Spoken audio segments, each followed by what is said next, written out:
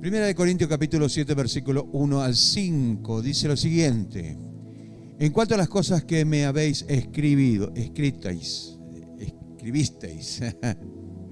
bueno sería al hombre no tocar mujer, pero a causa de la fornicación, cada uno tenga su propia mujer, cada uno tenga su propio marido. El marido, dice, el marido cumpla con la mujer el deber conyugal. Asimismo, la mujer con el marido. La mujer no tiene potestad sobre su propio cuerpo, sino el marido. Ni tampoco tiene el marido potestad sobre su propio cuerpo, sino la mujer. No neguéis unos a otros, a no ser por algún tiempo de mutuo consentimiento, para ocuparnos sosegadamente en la oración, y volved a juntaros en uno, para que no os tiente Satanás a causa de vuestra incontinencia. Amén. Gloria a Dios. Muy bien. Sabemos la historia de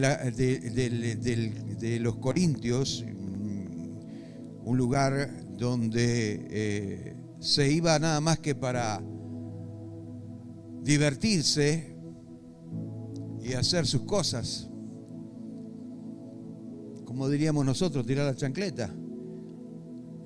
Es el lugar de preferencia para muchos solteros y aquellos que quieren tirarse una canita por ahí.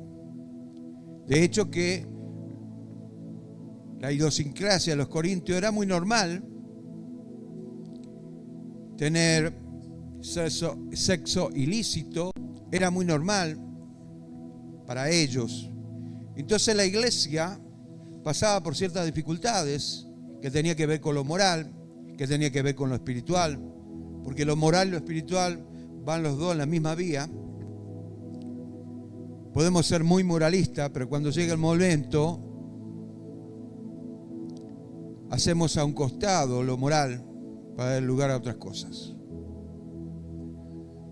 Y de hecho que la iglesia estaba pasando por ciertas necesidades en la cual se vieron obligados a hacerle muchas preguntas a Pablo con respecto a la necesidad que tenía tanto los cristianos en forma individual como la iglesia toda en forma doctrinal.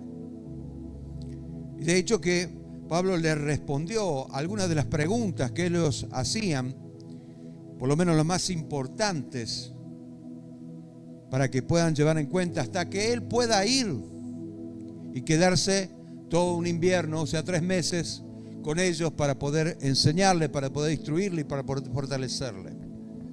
De hecho que eso se propuso Pablo, estando en la iglesia de Éfeso. De ahí le escribe la primera carta a los Corintios, para animarlos, para que puedan tener esperanza de que, bueno, va a llegar y cuando llegue, pero por ahora las cosas las dejamos así.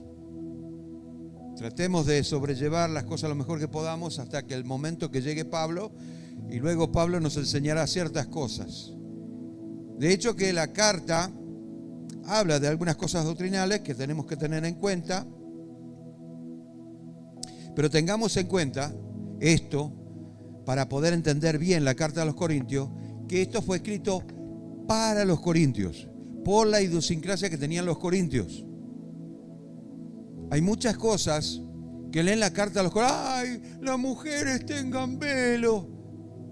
Pero atendé un poco, porque hay cosas, ¿no es cierto?, que vos no estás entendiendo ahí, y que los religiosos confunden. Las mujeres que no tenían velo se caracterizaban por mujeres prostitutas. Entonces, para que los hermanos que venían de Jerusalén a visitarlos de alguna manera, ¿no es cierto?,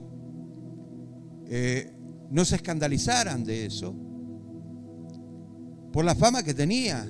Entonces hay que tener en cuenta, muy en cuenta, este factor histórico el propósito principal de la carta para que nosotros podamos discernir toda la carta y que no tomemos, hay cosas que debemos tomarlo en forma personal, obviamente, que tiene que ver con la doctrina, pero hay cosas que nada más que fue dirigida para la iglesia, a los corintios, porque estaban pasando por una necesidad tremenda.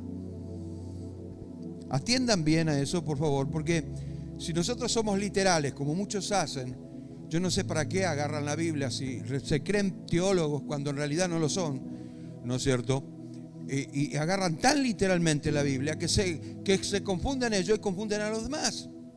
Entonces tenemos que entender. Por eso yo me propuse este año hablar de las cartas paulinas. Me encantaría hablar de toda la Biblia, hacer una exégesis bíblica de los 66 libros, pero obviamente tardaríamos muchos años en terminarlo. Y quién sabe, por ahí a lo mejor, ¿no? Muy bien. Entonces tenían ese problema. Tenemos que tener en cuenta eso para que nosotros podamos discernir toda la carta. De hecho que esto es importante para que no cometer el error de agarrar en forma muy literal, ¿no es cierto? Y adoptar eso como una cosa doctrinal, como algo que, Dios me mandó porque está escrito. Dice que si tu mano derecha es ocasión de caer, cortátela. Entonces como tengo ese literal, obviamente me tengo que amputar un brazo. ¿Están entendiendo? No es así. Si tu ojo derecho te es ocasión de caer, quítatelo. O sea, hay cosas que debemos entender en la Biblia, porque si no lo hacemos, ¿no es cierto?, vamos a caer en el error, y por eso muchas religiones se levantan hoy en día, y muchos ¿cómo son de caraduras? Hablan como si tienen un conocimiento, y el que no sabe, no entiende, obviamente se queda ahí, sí, tiene razón, y está leyendo en vez de la Biblia, el libro de Condorito. Tiene razón, claro, sí. Por eso te caes como atrás como Condorito. Entonces no entienden nada y obviamente esto causa división, causa problemas. Por eso yo estoy explicando esto. Quiero que entiendan eso, por favor. Las tentaciones sexuales son las más difíciles, son las más problemáticas. Y debemos entender eso. ¿Y por qué? ¿Por qué las influencias sexuales son tan fuertes? ¿Por qué las tentaciones sexuales son tan fuertes? Bueno, la explicación es muy sencilla. Porque apelan al deseo normal y natural que Dios puso para el matrimonio.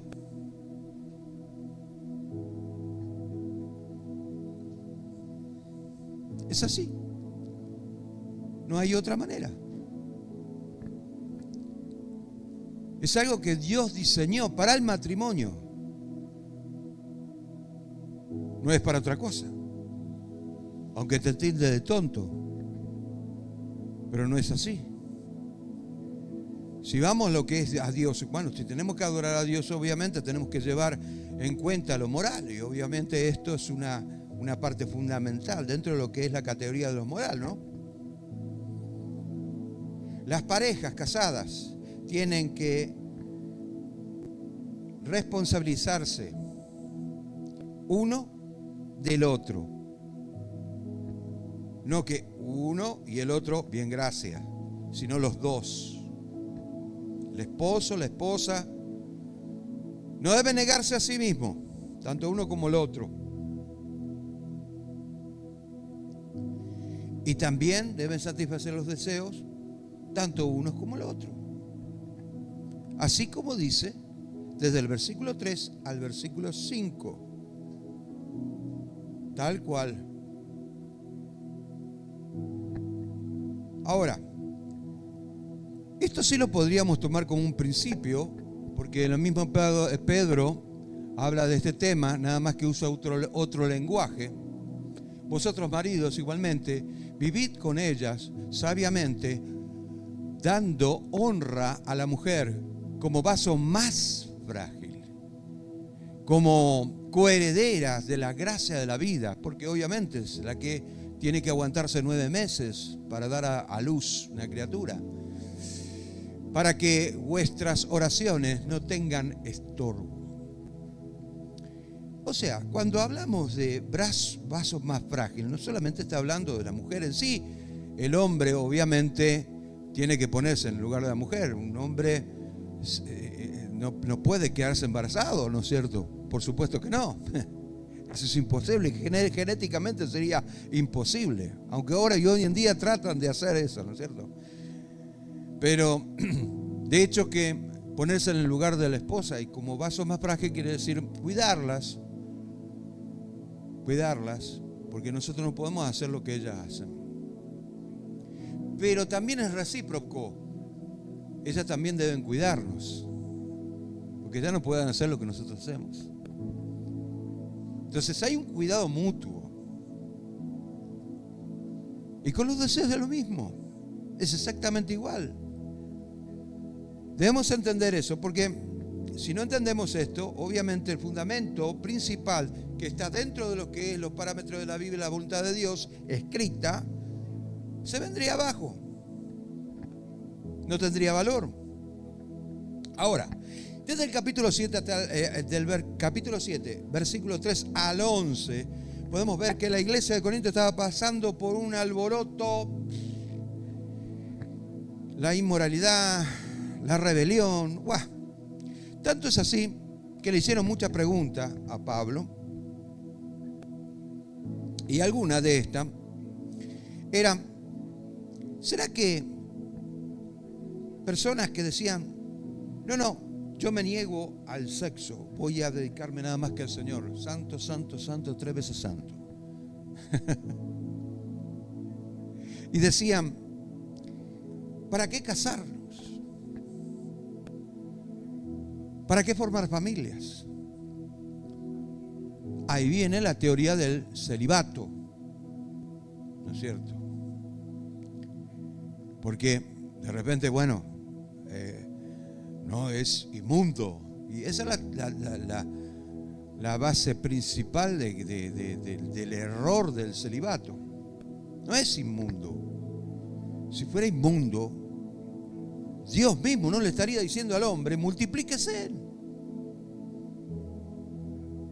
Pero los deseos sexuales son para el matrimonio, nada más. Eso lo diseñó así, los dos eran uno. Los dos eran uno. No son 3 o 4.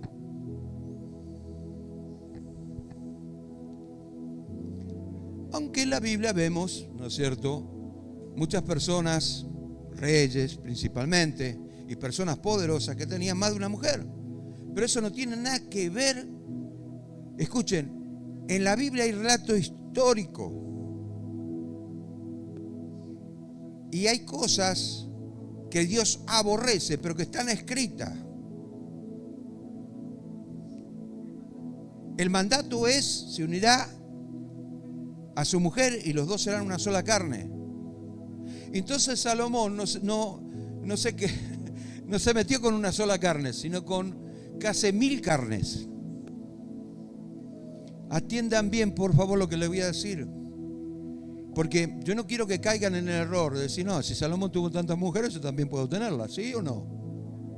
Está escrito en la Biblia. Por eso dije al principio, debemos tratar de interpretar la palabra. Dios, de hecho, que aborreció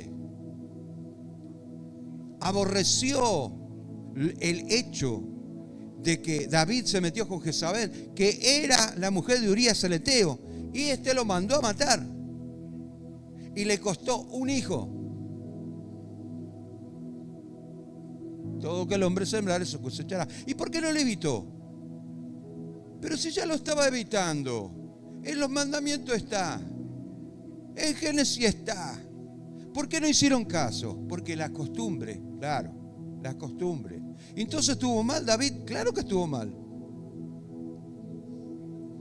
Entonces Salomón estuvo mal, pero estaba escrito en la Biblia. No, pero estuvo mal, estaba en pecado. Eso no tiene nada que ver. Jesús vino a morir en la cruz por ellos también, hasta por Abraham.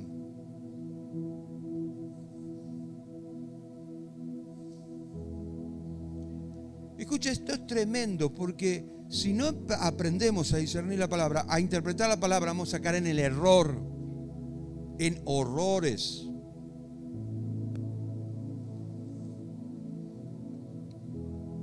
Ahora bien, entonces tenemos que saber interpretar lo que viene de la tipología, obviamente. También tenemos que interpretar lo que es histórico, que tiene que ver con la costumbre, que tiene que ver con la idiosincrasia, que tiene que ver con la ética. Todas esas cosas nos ayudan a entender lo que dice la palabra. Son herramientas que debemos usar. Pero me da acá y bueno. Entonces no prediques, no enseñes. Ya está. Muy bien. Los cristianos en Corintio se preocupaban diciendo, ¿será que no debemos casarnos? Pero ¿será que yo estoy casado pero me tengo que divorciar porque no puedo servir al Señor si estoy casado? Y los que son solteros se tienen que mantener como Pablo, que tiene don de abstinencia, que es el equivalente al celibato, pero nada más que es un don, no es algo que sí o sí tiene que hacer para ser un sacerdote. ¿En qué error teológico que han caído tan grande, pero tan grande? Y bueno, ¿será que las viudas se tendrán que volver a casar? ¿Será que yo me tengo que divorciar con este que? Todas esas cosas nos enseña la palabra de Dios, debemos entender para no caer en el error. Muy bien, entonces, las personas solteras tendrán que casarse de vuelta o mantenerse así. Pablo le contesta muchas de estas preguntas diciendo, por ahora, manténganse así, por ahora, porque él quiere ver con su propio ojo y hablar personalmente con cada individuo para poder resolver los problemas, porque era muy difícil para que un anciano, que se supone que es una persona docta, que tiene sabiduría para poder ser anciano, por eso se le dice anciano, que le tenga que escribir a Pablo, me están volviendo loco, no sé lo que está pasando con la iglesia, parece que está para arriba, atendé un poco. Entonces Pablo le dice, no, ahora manténganse así hasta que yo vaya y pueda resolver estos problemas. Ahora, que se entienda. Entonces, no busquen casarse, no busquen ser solteros, vivan la voluntad de Dios cada día y deje que Dios los guíe. Es básicamente lo que Pablo quería enseñar. Teniendo esto como base, no tenés que preocuparte tanto por lo que vas a hacer en el futuro, aunque es bueno proyectarse. Porque si verdaderamente crees que estás en manos del Señor, tu futuro está en manos del Señor. Así como el futuro de tus hijos está en manos tuyas, tu futuro está en manos del Señor. ¿Por qué me voy a preocupar? El problema es que las cosas no salen porque cuando nosotros empezamos a acelerar y nos salimos de la voluntad de Dios, o hacemos lo que bien nos parece a nosotros, o de repente entendemos mal algo que tendríamos que entender con más claridad, Dios nos responde. Porque no se ajusta a tu voluntad. Dios no se ajusta a tu voluntad ni por decreta, ni lo pienses, ni que se te pase por la cabeza. Dios no va a hacer eso. Entonces, vivan la voluntad de Dios día a día y que sea Dios que los guíe. Luego Él se encargaría de algunos detalles a la vuelta a Corintios para solucionarlo. Muy bien, ahora vayamos al versículo 4, vamos a hacer un poco de sinopsis. Versículo 4 dice: la mujer tiene potestad sobre su propio cuerpo. La mujer no tiene potestad sobre su propio cuerpo, sino el marido. Ni tampoco tiene el marido potestad sobre su propio cuerpo, sino la mujer. Wow. Entonces, ¿quién tiene potestad? Espiritualmente, cuando nos convertimos a Cristo, nuestros cuerpos le pertenecen a Dios, ya que Jesucristo nos compró, pagó un precio por nuestros pecados. Pero la Biblia dice claramente, parece una contradicción, pero fíjense en un poco, dice: ¿o ignoráis que vuestro cuerpo es templo del Espíritu Santo, el cual está en vosotros, el cual tenéis de Dios, y que no sois vuestro? Escuche, después voy al versículo 20, versículo 19, nos habla a las claras. Ahora, el hecho de que yo peque o no peque no tiene nada que ver con este versículo, porque yo puedo hacerlo cuando a mí se me antoja, porque el Espíritu Santo no va a impedir eso. Es mi conciencia lo que tiene que estar impidiendo eso, tiene que estar arraigada a la voluntad de Dios. Y si no está arraigada a la voluntad de Dios, está arraigada a mi ego. Y si está arraigada a mi ego, bien, yo voy a hacer lo que a mí se me antoja conforme a la carne. Pero siendo así, le pertenece igual a Dios. Así que cuando llegue el momento, tenga Cristo o no tenga Cristo, todos los derechos de juzgarme lo tiene adjudicado en la cruz. ¿Entendió eso? Te guste o no te guste, vas a ser juzgado por Dios. Seas bueno, seas malo, seas chico, seas florco, seas grande, seas gordo, seas rubio, seas negro, vas a ser juzgado por Dios. Ahora, nuestro cuerpo es templo del Espíritu Santo, o sea, tiene que resonar en nuestra conciencia. Porque habéis sido comprados, y allí habla de la conciencia, por precio, como diciendo: wow, che, no seas tan ingrato. Pagué precios muy grandes por vos. ¿Te das cuenta que es una cuestión de conciencia? Por precio, glorificad pues a Dios en vuestro cuerpo, como diciendo, es la parte que vos tenés que hacer. Entiende la palabra. Vuestro cuerpo y vuestro espíritu, los cuales son de Dios. Te guste o no te guste, son de Dios. Hagas o no hagas, son de Dios. Si pecas, bueno, te vas a ir al infierno, pero andás sabiendo que te vas a ir al infierno. Ah, pero qué legalista que sos. No soy legalista, lo dice la Biblia.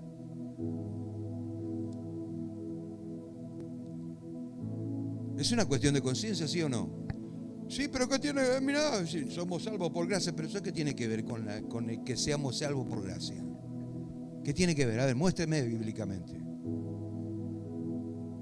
Claro que somos salvos por gracia, por supuesto, si no merecíamos. No podemos pagar un precio por nuestro pecado. Lo tengo que pagar a Él. Pero ¿y qué de mantener la salvación? ¿Pero y qué de mantener nuestra relación con el Señor? ¿Pero y qué de la Biblia cuando habla de la santidad? Cuando habla de abstenernos, cuando habla de la moral. Quiere decir que algunas cosas puedo hacer y otras no. Que no alcance los estándares que están escritos en la Biblia no quiere decir que vos no te esfuerces para querer alcanzarlo. ¿Estás entendiendo eso? Por favor, entenderlo, porque tiene que ver con tu vida y tiene que ver con tu destino. Físicamente, nuestro cuerpo le pertenece a nuestro cónyuge, porque Dios diseñó el matrimonio de esa manera. Los dos pasan a ser una sola carne. Se unen y pasan a ser una sola carne. Entonces ya no ve a dos personas. Dios no ve a dos personas, ve a una. según Génesis capítulo 2, versículo 24.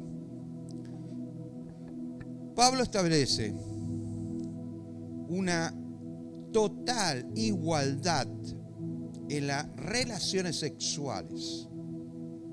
Ni el hombre ni la mujer deben buscar la dominación o la autonomía. Dominación, o sea, que está por encima de la mujer o está la mujer por encima del hombre. Ni la autonomía. Bueno, me tiro una canita por ahí, busco otra mujer, después vuelvo a casa. Viejo, o es chicle o limonada, ¿para qué te casaste? Es lo que Pablo quería enseñar y lo que muchas veces no queremos entender. Pues lo queremos entender, porque lo entendemos bien, ¿no es cierto? O sea, yo trato de explicarme lo mejor que puedo. No ando con tantas terminologías para que no pueda confundirte y que no entiendas nada, sino trato de ser lo más sencillo que puedo ser. Ahora bien, vayamos al versículo 7. Eso quedó explicado, ¿verdad? Versículo 7. Quisiera más bien que todos los hombres fueran como yo. Tenía don de continencia, obviamente, no tenía mujer, ni tenía el deseo de tener una mujer. Pero no era homosexual, Pero cada uno, por eso es don de continencia, pues si fuera homosexual no tendría don de continencia. Bien, pero cada uno tiene su propio don de Dios. Uno a la verdad de un modo y otro de otro. Perfecto. Ok. Tanto el matrimonio como el quedarse solo son dones que Dios puede usar, si es que se lo permitimos. Ambos son útiles, tanto el que está solo como el que está acompañado. O sea, tiene su esposa. Es importante para lo que fue diseñado y lo que en el futuro, cómo Dios lo quiere usar en distintos ministerios. Ahora, no quiere decir que aquel que está solo algún día no se case, porque lo va a hacer. Y si lo hace, Dios lo va a usar igual. Porque no se trata de llegar a ser como Pablo, sino que tenemos que ser auténticos, tal como somos, pero con un corazón limpio, sinceros, genuinos, no queriendo imitar a nadie, no queriendo decir yo conozco a Dios cuando en realidad no lo conozco. No queriendo decir, no, Dios me habló, o me llevó al infierno, me llevó al cielo, cuando en realidad fueron puras imaginaciones. A eso es lo que se refiere también. Muy bien. Está expresando su deseo de que muchos quedaran como él para no tener la presión del cónyuge o de una familia, para que puedan, ¿no es cierto?, ir más allá, extendiéndose. Ese era el deseo, pero era el deseo personal de Pablo. No era un mandato de Dios, no era un mandato del Espíritu Santo, era el deseo personal. Me gustaría que todos quedaran como yo, para que se ocupen nada más que de una cosa y para que su mente no esté distrayéndose. Nada más que eso es lo que decía Pablo, nada más.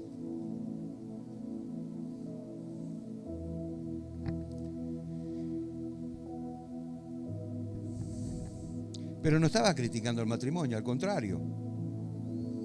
Porque el matrimonio lo diseñó Dios. ¿Para qué?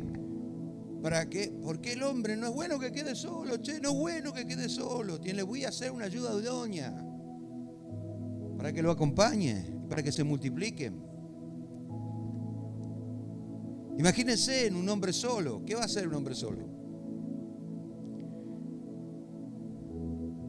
Se va a autoembarazar y va a tener hijos. No se puede, genéticamente no se puede. Le voy a hacer ayuda idónea, tiene que ser tu compañera. Por eso es la ayuda idónea. No va a tener muchas ayudas idóneas, sino una sola. Entonces lo que haga David, lo que hizo David, lo que hizo Abraham, Abraham tuvo 8 hijos.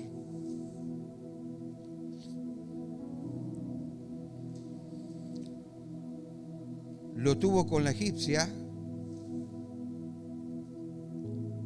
lo tuvo con Setura, lo tuvo con otra que no me acuerdo el nombre.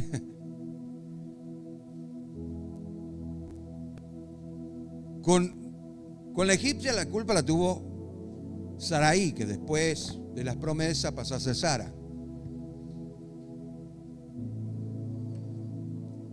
Y capaz que se va a cumplir si te allegas a mi sierva. Y el otro dijo, no, bueno, está bien, si vos lo querés.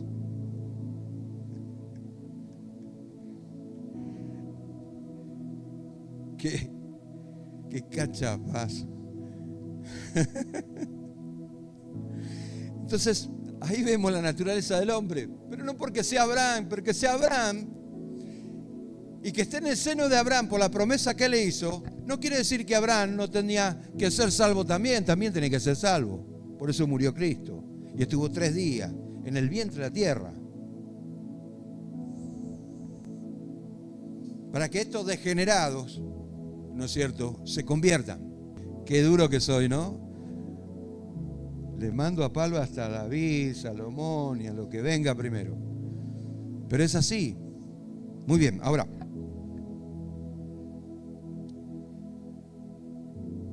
Después de todo, Dios creó el matrimonio y lo diseñó de tal manera que los dos puedan ser uno y se termina el problema.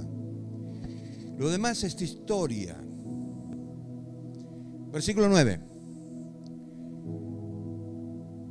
Pero si no tiene don de continencia, cásese, pues mejor es casarse que estarse quemando. Escuche, eso lo podemos interpretar de muchas maneras. Pero bueno, de hecho que nos habla a las claras. Si no tenés el don de continencia, ¿de qué me hablas de celibato? Dejate de joder.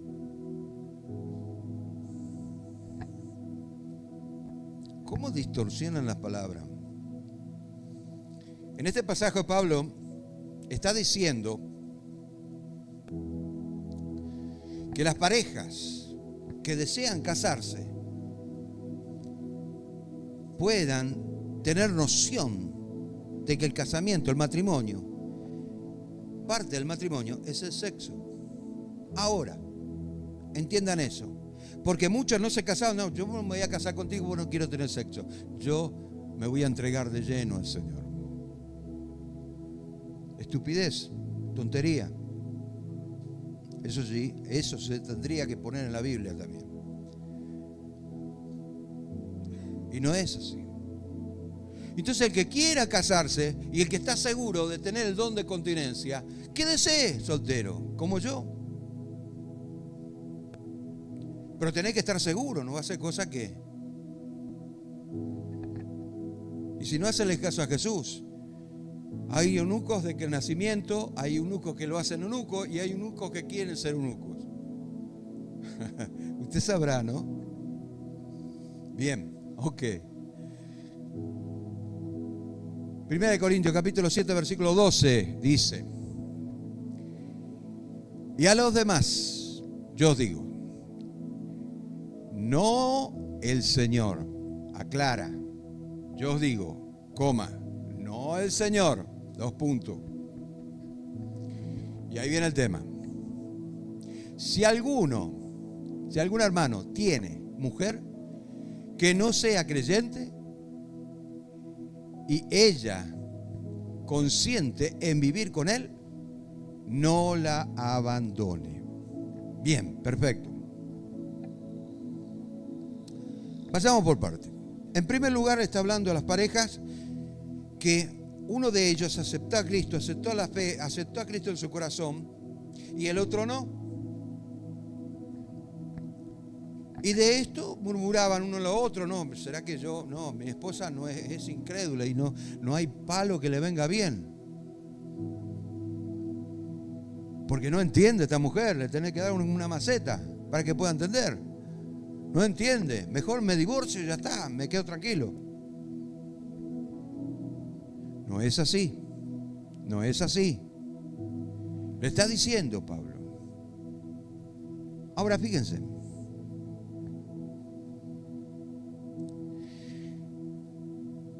Le está hablando a esas parejas que uno aceptó a Cristo y el otro dijo, no, yo voy a esperar un poco más. Bueno, respeto tu decisión.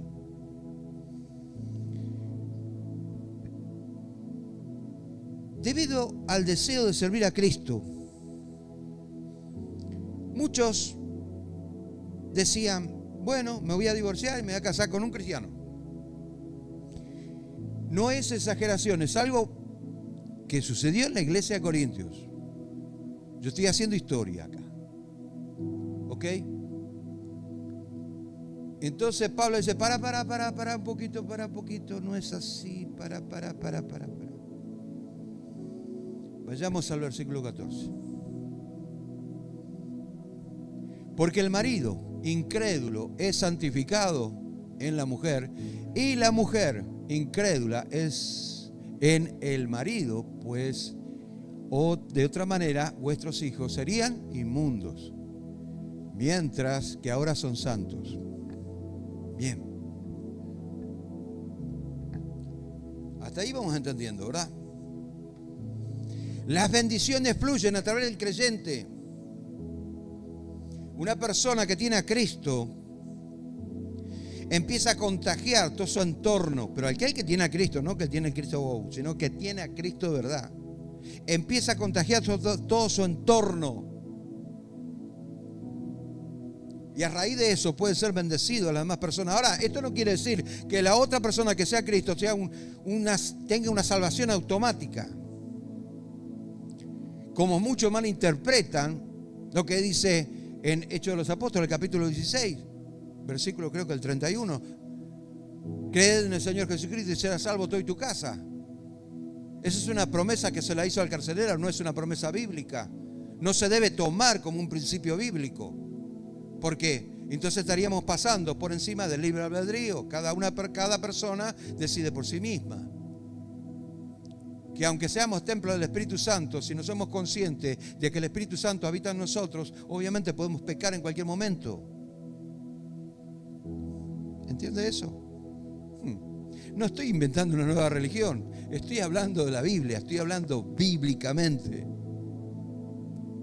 Ahora,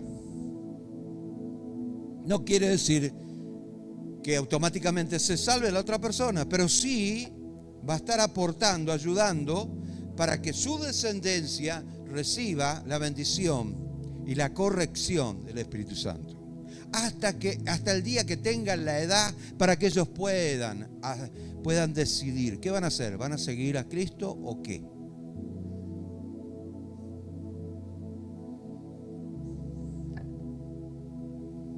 Muy bien, ahora vayamos al versículo 15 para resolver este problema. 1 Corintios capítulo 7, versículo 15 y 16 dice, pero si el incrédulo se separa, sepárese. Pues no está el hermano o la hermana sujeto a servidumbre. En semejante caso, sino que a paz nos llamó Dios. Bien. Y el versículo 16 dice, ¿por qué? ¿Qué sabes tú, oh mujer, si quizás harás salvo a tu marido? ¿O qué sabes tú, oh marido, si quizás harás salvo a tu mujer? Bien, perfecto. Vamos por parte. Pablo está diciendo a sus lectores que el cónyuge cristiano debe esforzarse lo máximo que pueda para mantener su matrimonio, el matrimonio, y esperar que el cónyuge no cristiano se convierta a la nueva fe cristiana. Pero vamos a resolver ese problema también. Ahora vayamos por parte. Primera de Pedro capítulo 3 versículo 1. Asimismo vosotros, mujeres, estad sujetas a vuestros maridos, para que también los que no crean en la palabra sean ganados sin palabras por la conducta de sus esposas. También pueden ser esposos. Considerad vuestra conducta casta y respetuosa. ¿Por qué siempre ponen a la mujer, no ponen al hombre? Es por una cuestión de orden. Te voy a explicar. Porque en aquel entonces las mujeres no había igualdad de sexo. El hombre estaba por encima de la mujer, siempre fue así. Porque se malinterpretó la Biblia, no es así. Por eso Pablo dice, acá no existe ni hombre ni mujer, somos todos iguales en el Señor. En Gálatas capítulo 3 versículo 27 habla claramente de eso. Ahora, fíjense en esto, cuando dice que debemos dar testimonio, sin palabra predicamos el Evangelio.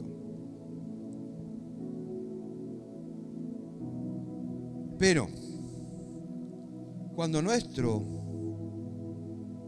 esfuerzo, ¿no es cierto?, ya se va desgastando porque no vemos resultados, casos extremos de bullying, de abusos, y bueno, vos fuiste llamado a libertad. Yo no creo en el divorcio, pero debo aceptarlo cuando es bíblico también el divorcio, ojo. Y creo que ya prediqué una vuelta de eso. Pero cuando ya no hay más forma de arreglar el asunto, entonces, por eso es que hay algo que debemos entender en esto. Por eso Pablo dice,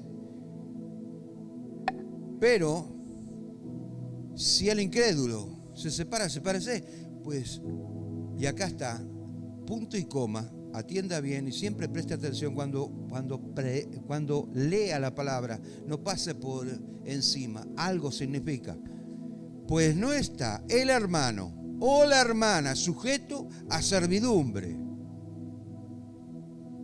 En semejante caso, sino que a paz nos llamó Dios. Bueno, sé lo que quieras, pero yo estoy con el Señor.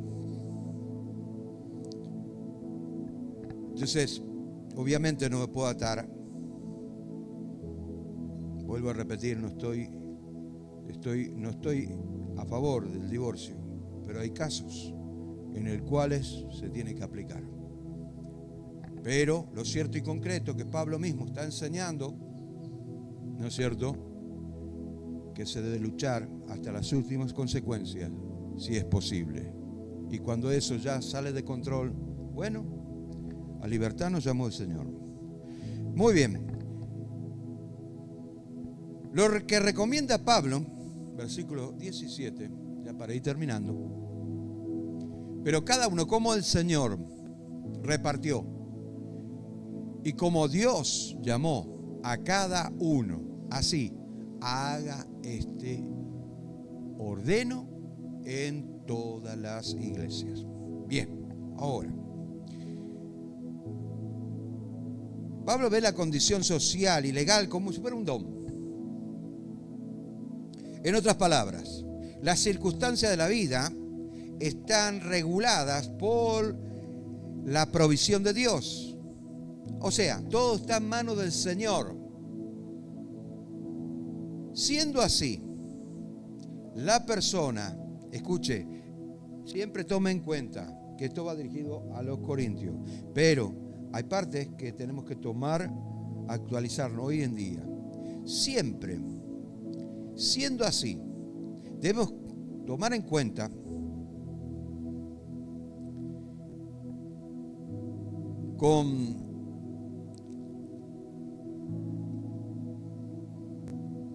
que si las cosas se salen de control, o vemos que no tiene otro rumbo,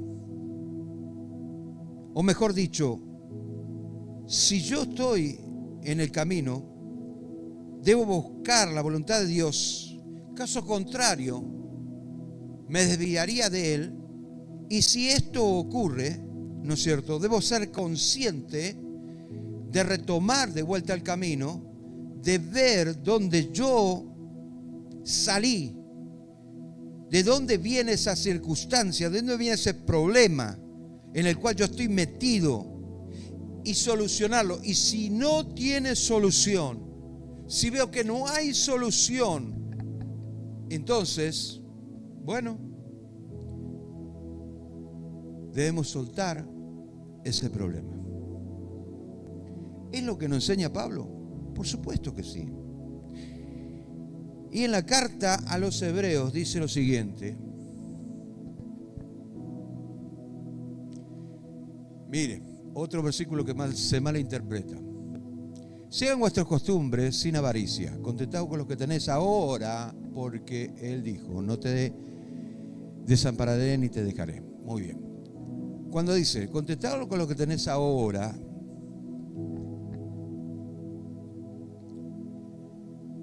agarramos la mitad del versículo, la otra mitad la podemos interpretar de varias maneras. Siga vuestra costumbre sin avaricia en cuanto a lo que es los deseos engañosos, en cuanto a lo que es, ¿no es cierto?, la ambición en todos los sentidos, Y después dice, una coma, contestaos con lo que tenés ahora, punto y coma, porque Él dijo, no te desampararé ni te dejaré. ¿Cómo? ¿Cómo es eso? Eso quiere decir de que tu sentimiento, tus expectativas tienen que ser como las que estuviste al principio cuando aceptaste a Cristo. Cuando de repente emocionalmente te sentiste cambiado, transformado.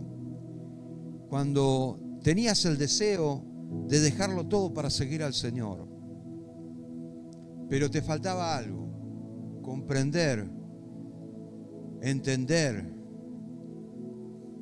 que Dios no te llamó para dejarlo todo y seguirle a Él, sino te llamó para que dejes una huella, para que te recuerden alguna vez, para que puedas aprender la vida, para que te puedas corregir, porque no es algo emocional. Entonces, cuando dice contentado con lo que tenés, dice, bueno, conformate con lo que tengas. Tenés puesta la esperanza en el Señor. Él sabe la necesidad que vos tenés. En todos los sentidos. En el sentido familiar, en el sentido matrimonial, en el sentido laboral. Pablo habla precisamente del matrimonio y habla de los esposos y de la familia, pero también debemos tener en cuenta esto en todo lo que es nuestra vida, para que no cometamos el error de irnos al extremo, ser extremista en cuanto a lo que la palabra de Dios nos enseña, y ser literales, cuando en realidad debemos entender bien dónde está depositada nuestra fe, para que eso empiece a fluir. Porque si vos no entendés eso, entonces ¿cómo va a fluir una fe que no entendés? ¿Cómo me podés decir a mí? Quiero que lo dije miles de veces, lo voy a volver a repetir. ¿Cómo vas a poder me vas a decir a mí tener fe cuando en realidad no estás entendiendo ni siquiera dónde estás parado? Y si vos permitís que el Espíritu Santo te lleve a entender las Escrituras, vas a poder comprender dónde estás parado y cómo desarrollar la fe. ¿Ok? Entonces, básicamente lo que Pablo decía era precisamente que todo nos lleva a eso, que las costumbres, que los deseos y que todas esas cosas, ¿no es cierto?, tienen su lugar y su tiempo para efectuarse conforme a la voluntad de Dios.